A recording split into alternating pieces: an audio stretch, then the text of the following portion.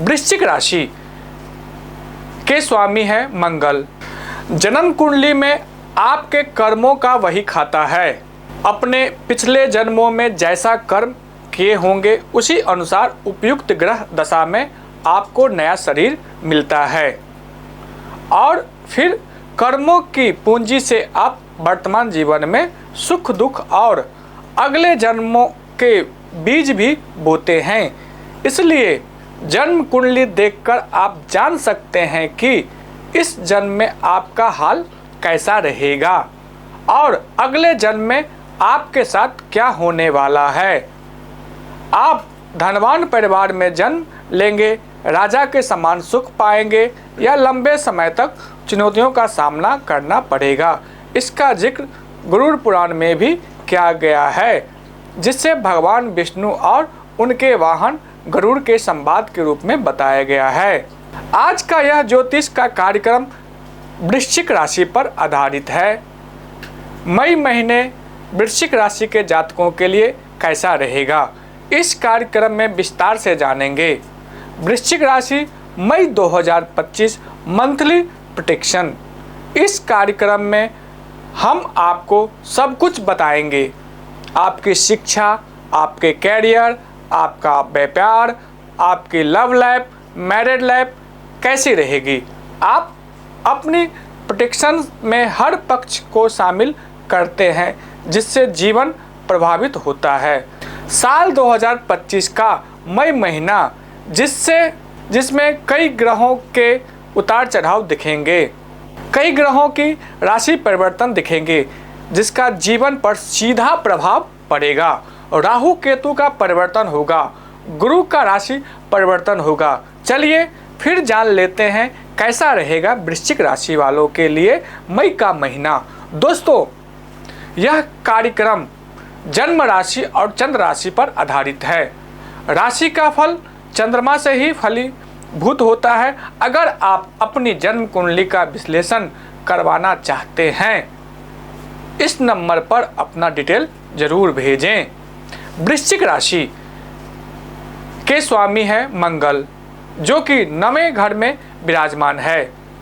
5th house में है शनि, शुक्र, बुध और राहु। आपके 6ठे घर में है सूर्य और 7th हाउस में है बृहस्पति और 11वें भाव में है केतु। सबसे पहले आपका स्वास्थ्य जान लेते हैं। 1st हाउस के स्वामी बनते हैं मंगल और मंगल 9th हाउस में है।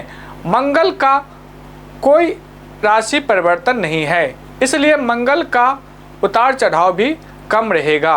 मंगल त्रिकोण में है, 9th हाउस में है, यह आपके लिए बहुत अच्छा है। बृहस्पति आपके 7th हाउस में है। स्वास्थ्य को लेकर देखा जाए तो ऐसे कोई प्लैनेट नहीं दिख रहा है जो आपके स्वास्थ्य में बाधा डाले, लेकिन पेट से संबंधित कुछ परेशानी हो सकती है, क्योंकि शनि और राहु 5th हाउस में विराजमान है। इसलिए थोड़ा खाने पीने को लेकर सावधानी बरतें, अच्छा डाइट फॉलो करें।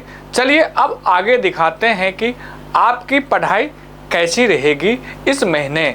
इस महीने कैसे रहेगा आपका विद्यार्थी जीवन।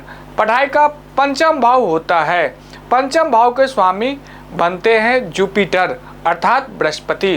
बृहस्पति आपके 7th हाउस में विराजमान है।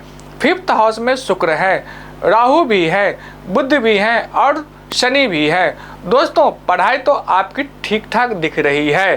पढ़ाई को लेकर कोई परेशानी नहीं होनी चाहिए, लेकिन एक चीज़ ज़रूर बोलूँगा आपसे कि 5th भाव में राहु के साथ शनि बैठे हुए हैं और गुरु भी आपके 8वें घर में जाने वाले हैं। मई के बाद 15 मई के बाद गुरु का घर बदलेगा, तो 15 मई के बाद वृश्चिक राशि के जातकों साथ कन्फ्यूजन बढ़ने वाली है। तो मैं आपसे एक चीज़ कहूँगा कि 15 मई के बाद थोड़ा पढ़ाई को लेकर गंभीर होना पड़ेगा, एकाग्रता बढ़ानी होगी, चूँकि बृहस्पति 8वें घर में जा रहे हैं और राहु का शनि के साथ होने से अच्छा संयोग नहीं है।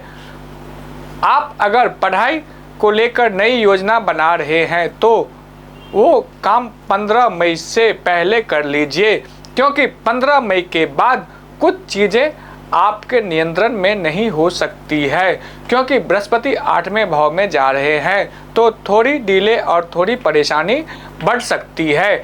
अगर आपका एग्ज़ाम 15 मई से पहले है तो यह आपके लिए बहुत अच्छा है। 15 मई के बाद है तो गुरु का कमज़ोर प्रभाव आपके ऊपर दिखेगा। अब बात करते हैं लव रिलेशन की। वृश्चिक राशि, लव रिलेशन दोस्तों 5th हाउस ही होता है, लव रिलेशन का है। यहाँ हाँ, एक चीज़ इस महीने आपके पक्ष में अच्छा है कि आपकी 5th हाउस से राहु निकलने वाले हैं। वृश्चिक के जातक पिछले 1.5-2 साल से लव रिलेशन में परेशान हैं। अभी आप देखेंगे कि राहु के 5th हाउस से निकलने के बाद 18 मई के बाद आपके लव रिलेशन में पॉजिटिव बदलाव आएंगे। गुरु 8वें घर में जा रहे हैं और शनि 5th हाउस में आ चुके हैं। अभी भी आपके पार्टनर का आपके प्रति बहुत अच्छा व्यवहार नहीं होगा। इंटरकास्ट लव रिलेशन को लेकर आपका अटैचमेंट बढ़ेगा। 18 मई के बाद 5th हाउस में राहु भी थे और अब शनि आ गए हैं, इसलिए आपके प्रति सामने वाले का नेचर थोड़ा बदला हुआ रहेगा, लेकिन आपको पेशेंस रखकर चलना पड़ेगा। अपने पार्टनर के साथ सामंजस्य बैठाना होगा। अब बात करते हैं वैवाहिक जीवन, मैरिड लाइफ के बारे में।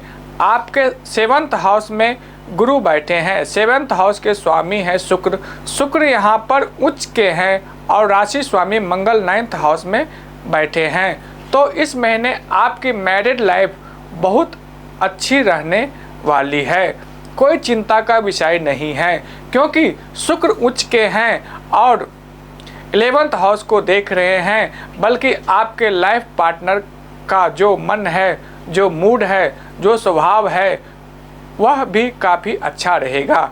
लाइफ पार्टनर के साथ घूमने फिरने का योग बन रहा है या अपने जीवन साथी के साथ कोई बड़ी योजना बना सकते हैं। तो कुल मिलाकर इस महीने वैवाहिक योग अच्छा दिख रहा है। अब बात करते हैं सबसे महत्वपूर्ण विषय भाग्य, कैरियर और बिजनेस के बारे में। भाग्य के स्वामी चंद्रमा हैं, 4थे घर में बैठे हैं। चंद्रमा का आकार परिवर्तन से भाग्य में परिवर्तन दिखता है। दोस्तों, अगर मैं भाग्य की बात करूं तो भाग्य तो यहाँ पर सही दिख रहा है, क्योंकि सूर्य भी अच्छे हैं, शुक्र भी अच्छे हैं, शनि भी हैं त्रिकोण में। शनि की ढैया भी खत्म हो चुकी है, तो भाग्य तो मुझे अच्छा दिखाई दे रहा है, क्योंकि खुद राशि स्वामी भाग्य स्थान में आ गए हैं। सिर्फ जल्दबाजी करेंगे तो कुछ परेशानी बढ़ सकती है, लेकिन ऐसे तो मुझे आपका भाग्य बहुत अच्छा दिख रहा है। आप शेयर मार्केट, स्टॉक मार्केट में पैसा लगाइए, लेकिन 18 मई के बाद कोई शुभ कार्य करना चाहते हैं तो 15 मई से पहले कर लीजिए।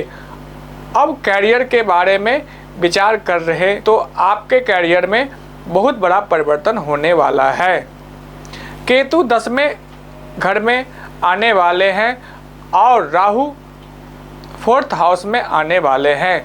18 मई के बाद सूर्य आपके 1st हाउस को देखेंगे। कैरियर सही दिख रहा है, काम भी बहुत ज़्यादा लोड वाला नहीं दिख रहा है, टारगेट बहुत ज़्यादा नहीं दिख रहा है। आपके काम तो हो जाएगा आपका, लेकिन केतु 10th हाउस में है। 18 मई के बाद जब आएंगे तब कुछ हालात बदल सकते हैं। केतु माइंडलेस प्लैनेट है। केतु को काम टालने की आदत है, काम में देरी और परिणाम में देरी करने की आदत है। केतु जीवन में लेजीनेस पैदा करता है। कभी कभी काम दूसरे से करवाने की आदत पड़ जाती है या अपने काम से ही पीछे हो जाने का मन करता है। यह सब केतु करवाता है। या फिर अपने काम से असंतुष्ट होना, या फिर अपने काम चेंज करना, या फिर स्थान परिवर्तन होना, या फिर जॉबलेस हो जाना, या फिर यहाँ जहाँ आप बैठकर काम कर रहे हैं वहाँ का सीट चेंज हो जाना, इन सभी से काम और उसके परिणाम पर फर्क पड़ता है। 18 मई के बाद कुछ न कुछ ऐसा परिवर्तन देखा जा सकता है। 18 मई के बाद कुछ न कुछ ऐसा परिवर्तन देखा जा सकता है, या फिर ऐसा नहीं होगा तो आप अपने काम से जी चुराने लगेंगे, या फिर ऐसा नहीं होगा तो आप अपने काम से जी चुराने लगेंगे। जैसे काम में मन ना लगना, ये महीना थोड़ा सा ऐसा है, लेकिन ऐसा नहीं है कि काम आपका नहीं होगा। काम तो आपका होगा, क्योंकि सूर्य अच्छी जगह पर तो काम तो आपका हो ही जाएगा। बिजनेस को लेकर बात करें तो ये महीना अति सर्वश्रेष्ठ है, क्योंकि बुध और शुक्र दोनों त्रिकोण में हैं। सूर्य 7th हाउस में आएंगे। बड़े तरीके से आपका व्यापार चलेगा। आप व्यापार के बारे में बहुत कुछ सोच सकते हैं, तो मुझे व्यापार अच्छा दिख रहा है। बस गुरु कमजोर है आपके, तो एक चीज़ आपसे बस ये कहूँगा कि आपके धन थोड़ा कम हो सकता है, इसलिए बैंक बैलेंस पर ध्यान दें। थोड़े खर्चे इस महीने बढ़ सकते हैं। गुरु 12वें भाव में जाने वाले हैं, इस कारण आपका खर्च बढ़ सकता है। दोस्तों के साथ पार्टी में जा सकते हैं। घर में भी कुछ आयोजन हो सकता है, इसलिए आपका खर्च बढ़ सकता है। अब आपको इस महीने का उपाय बताते हैं। क्या उपाय करना चाहिए आपको? आपका गुरु कमजोर है, इसलिए आपको गुरु का बीज मंत्र का उच्चारण करना चाहिए। गुरु का बीज मंत्र है ओम ग्राम ग्रीम ग्रोम सह गुरुवे नमः। इस बीज मंत्र को प्रतिदिन 108 बार का जाप करें। इसे नियमित रूप से जाप करने से बृहस्पति ग्रह की कृपा प्राप्त होती है और कई लाभ होते हैं। धन्यवाद।